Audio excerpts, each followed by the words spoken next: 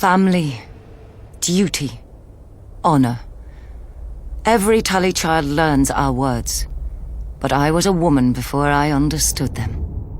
Years before, my father had taken to foster the son of a wartime friend, a minor lord on the Fingers. The boy had arrived at our castle as Peter Baelish.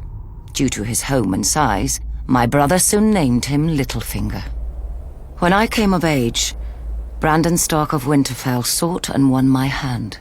To my father, Brandon was heir to the north and a suitable match for a daughter of House Tully.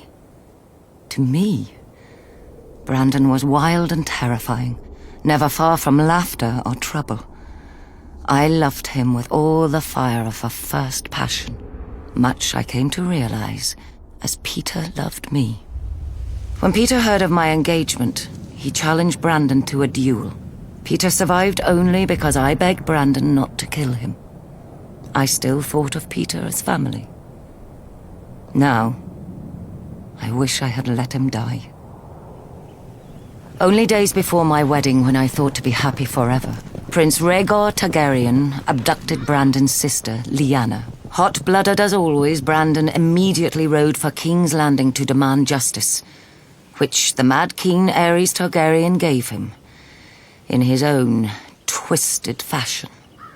The day the Raven arrived with the news of my Brandon's death, I locked myself in a room and refused to eat for days, until my father reminded me of my duty. I was to marry Eddard, Brandon's younger brother, a man whom I had never met, though of whom none spoke ill, or spoke anything at all.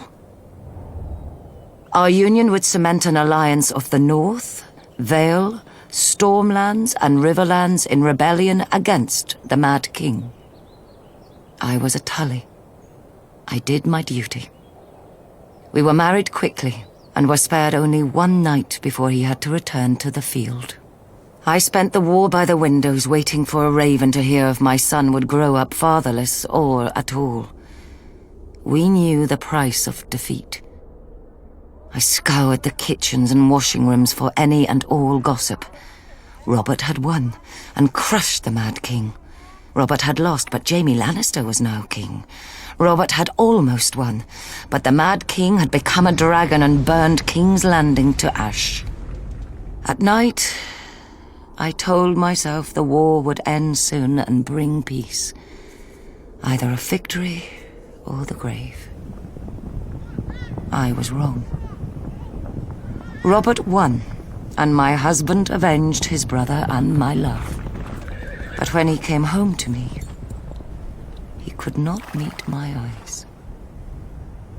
I saw the reason by his side. Many men have bastards, I know, and under the strain of war, any man, no matter how honorable, may forsake his vows for a night of warmth that he may never know again. But Ned Stark was not built like other men. His northern honor would not let him sequester his shame in some distant holdfast. He brought this boy, this Jon Snow, home to raise with his true-born children. My children.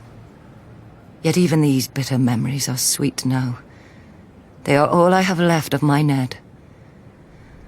Our family is broken and scattered, and our son must wage a war for the pieces. We need to go home. The Starks are of the north, and, like the snows of winter when they come south, they melt away.